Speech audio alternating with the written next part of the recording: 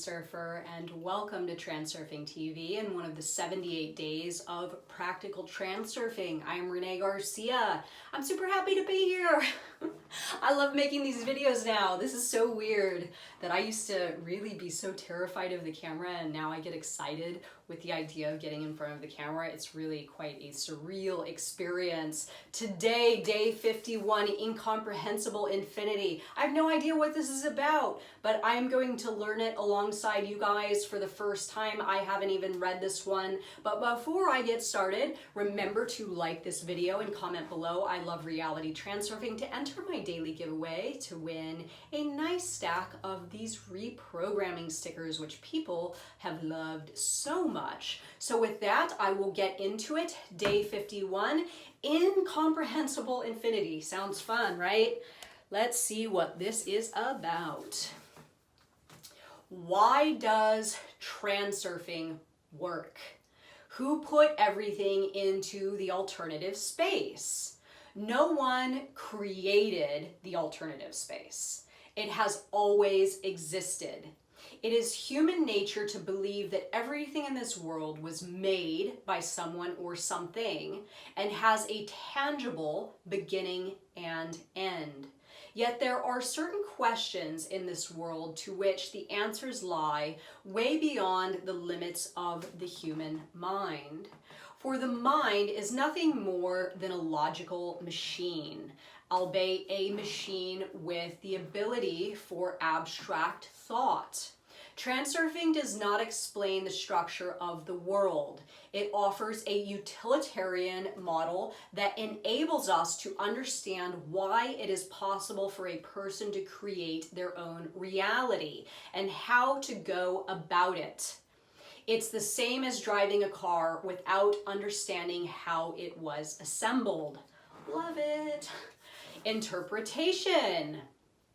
All scientists have ever tried to do throughout human history is explain how the world works. This process will continue for eternity. Every existing model will be replaced by ever newer versions of how the world works. If you stand in front of one mirror while holding another mirror, you will understand how it is that there can be an infinite number of models which explain how the universe works. When one manifestation of reality is taken as the foundation for a model, what you get is a separate version, a small piece of the mirror. When you stand in front of the main mirror of the world, holding that smaller piece, you see a new facet of the world reflected.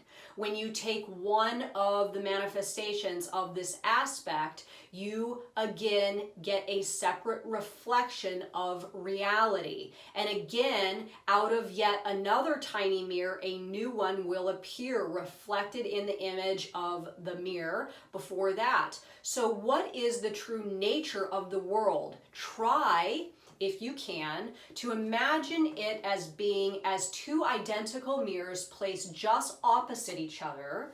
Both mirrors reflect the image of the mirror placed in front of them. In both mirrors, nothing is reflected an infinite number of times. This is the black infinity of images where nothing is a reflection of nothing. Are any of the concepts available to the rational mind adequate to describe this scene? Hardly. Okay. Oh my God. I don't even know what to say about this one, you guys. This one kind of blew my mind. I'm like reading this and I'm thinking, I feel myself like falling into a black hole or like a wormhole, just seeing like an infinity number of pieces of broken mirror all reflecting things back, and me just like, oh, I don't even know what to say. But what I will say is this.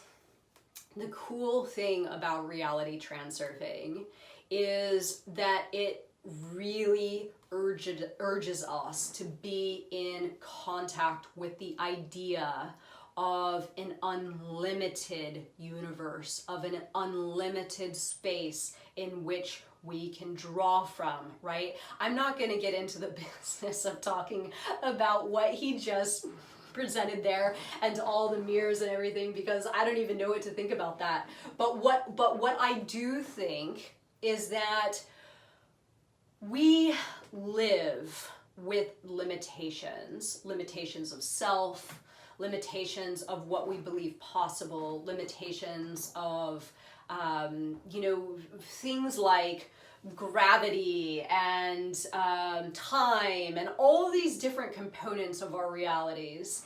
And a lot of these things we aren't going to just work our way around, right? But there are certain aspects of what it is that we can achieve by tapping into this theory that the world surrounding us, including us, is unlimited in nature. And whatever we decide to believe, however we decide to perceive reality, we will ultimately receive back a matched image from the mirror agreeing with our belief system. So if you are challenged today in your own limitations, they could be limitations of the mind, your level of freedom, maybe things that are holding you back, circumstantial things like family or parents or a spouse or something about your job or something, right? To zoom out, as I've been saying, zoom out of this information or circumstantial, these circumstantial events or things that keep you in a place of feeling limited, to zoom out and start connecting more with the belief that you do have access to the infinite, right?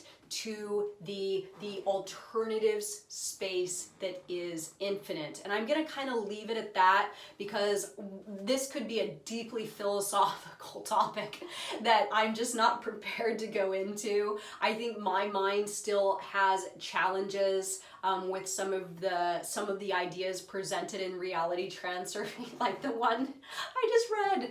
So did I give a good breakdown of this one? Do you think that looking at the infinite from a place of practicality, like I do, is probably the way to go? I mean, if you want to go down a wormhole, so to speak, of really just blowing your mind with all sorts of expansions of your perception and all that, go for it. But for me, practicality is key, and me just understanding that I do have access to a more limited space than what I was led to believe helps me to expand out of myself and connect more of what it is I intend to have. So let me know your thoughts. Let me know your thoughts. Remember to like this video and comment below. I love Reality Transurfing if you would like to win some of these. Thank you so much for watching my video, everyone. Bye.